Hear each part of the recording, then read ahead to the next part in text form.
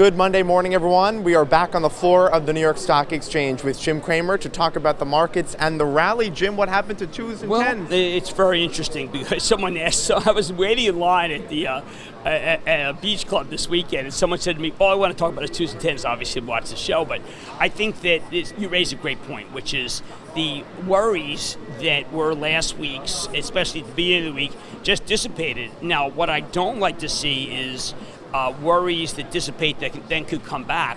But I often have said, including in Get Rich Carefully, that nothing's more important than the employment number, and it always has a halo. If it's good, it lasts for more than a couple days. And we're involved in a halo from that employment number, which was very good job growth without a lot of wage inflation. And we're getting a second-day rally based on that, not on trade. Trade and the 10s and 2s are still very much with the bears. They're just not with the bulls. Because, I mean, you're close to the White House sources, right? I mean, I am.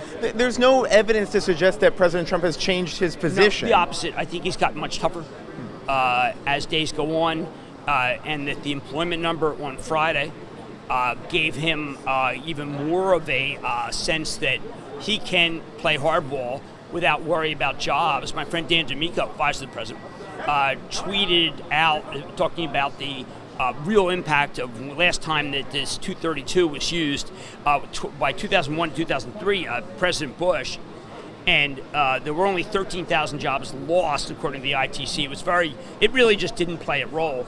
And what Dan is about, remember Dan used to run Nucor, is the idea that people should start thinking about when you build a steel plant, it provides a lot of jobs. And it's autos, a lot of jobs. I have a place in a town in Mexico near Querétaro, and Querétaro had no cars being built 10 years ago, and now it's a major producer of cars. But more importantly, everything that goes into a car, including steel, gets a big boost.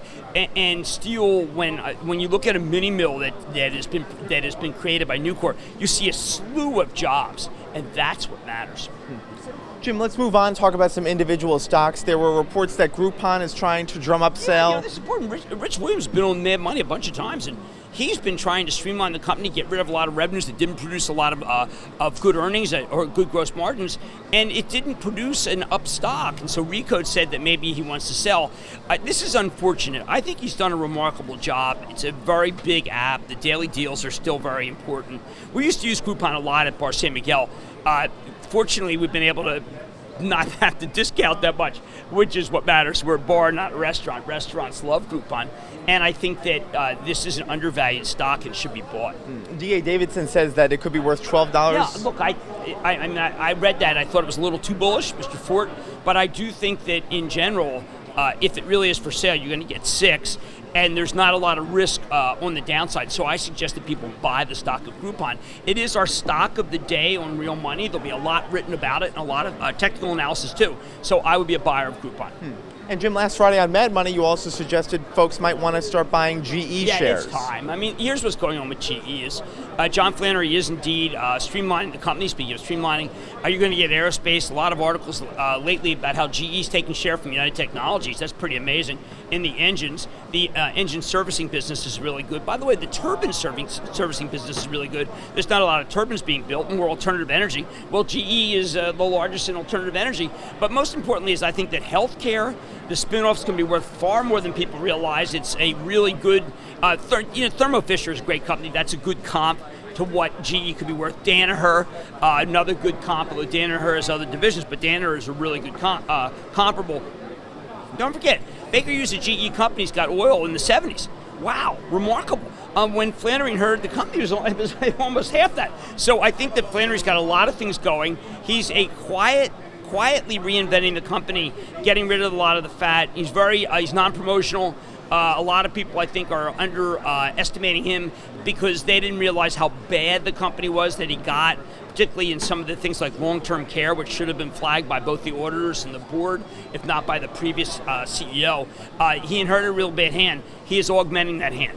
Is he going to get a full house? No. But he inherited a poker hand that basically had nothing. He had to throw it back. And what he's gotten is a couple of pair. And I think that a couple of pair is a heck of a lot better and deserves to sell at 16, 17.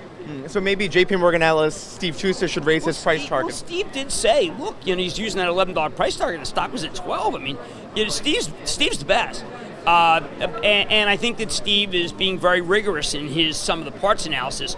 But I think the one thing I think Steve has not done correctly is recognize the change in oil and how much that's up, and therefore how much that increases the value of Baker Hughes GE Company. Now, we own Schlumberger for Action Alerts, big conference call Wednesday about Action Alerts, but we also own Anadarko, which announced a big buyback. And I think that what people are really not understanding is there's a major change going on in the service companies. Schlumberger says 2019 is the year. Flannery correctly is saying, listen, he's going to take his time to disposal, but it'll be done with in 2019. How can you not own this stock? You get pieces of a company that is a very good oil service company, a company that's a very fine healthcare company, and then aerospace is really fantastic. The only thing that's weak is power. And I think that he can cordon off power, even though I think that the Alstom acquisition was one of the worst acquisitions, and the previous CEO does not nearly get, let's say, the criticism he should get for that acquisition. Jim, you mentioned your monthly investor call that takes place this Wednesday at 11:30 on Action. Yeah, I've got some stuff about trade. We'll be discussing a new name, by the way. And I think that what's most important about the conference call is it's highly personal. It's the only time I really do get personal. And I think that it's important for people to understand that it's fun, and it's an hour long, and it's fun. I'm trying to figure out whether to go to 50 minutes, because an hour is a lot during the day, but we'll see. All right, that's Wednesday on ActionAlertsPlus.com. Jim, who do you have coming up on Mad Money tonight? MongoDB. I mean, this is continuing with my Cloud King, data-oriented approach. What's been going up besides FANG? By the way, can I just mention that Adobe's making a very big comeback, which is right. The Adobe quarter was not bad. I think Splunk is going to be revalued back up. That quarter was not bad. VMware should be revalued up. That quarter was excellent. Red Hat is the quandary. The quarter was not good. All right, that's tonight, 6 p.m. Eastern on CNBC. Jim, before we go, was a return to the New York Garden for you? Yeah, I was away for a couple of weeks, and it's incredible what happens when you're away. First, crabgrass, which is just the bane of my existence, sprung up everywhere. I spent most of Saturday morning uprooting crabgrass. Then after that, I had to tie up my tomatoes. And then Sunday, I tied up being put poles. I tied up every single pepper. I built a contraption to try to deal with the cucumbers, but I wrote my wife this morning and said, listen, we have to take that down because it may provide a way for the squirrels to get in. I don't want that. Left my raspberries a little overripe, so what we're doing is Cheeto-infused raspberry.